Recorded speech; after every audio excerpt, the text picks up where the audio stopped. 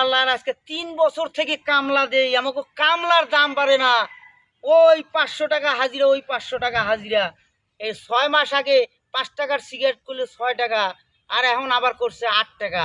কামলার দাম বাড়ে না, একটা সিগারেটের দাম করছে 8 টাকা। কেমনে খামু একটা সিগারেট ক দাদা? এনে বয়া বয়া একলা একলা কি হিসাব করো? ভাই? হিসাব করতেছি রে ভাই, এই যে সিগারেট, একটা সিগারেটের দাম 8 টাকা, আমার সারাদিনে 20টা সিগারেট নাকি 160 টাকা। আবার চা পান তো আছেই, 500 টাকা হাজিরা। সিগারেট খামু না সংসার চালামু, আমি তো চিন্তায় পড়ে গেলাম রে ভাই। আর না খাইলেও চলে না। তোমার এই সিগারেটে কি ধুমা বাইর হয়? নাল ধুমা না কালা ধুমা? আর ভাই সাদা ধোঁয়া বাইর হয় রে ভাই। সাদা ধুমা বাড়ায় তাই এত দাম? হ্যাঁ আমিও তো খাই এই যে আকিস বিড়ি। তাই?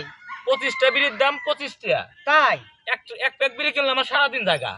সত্যি তো?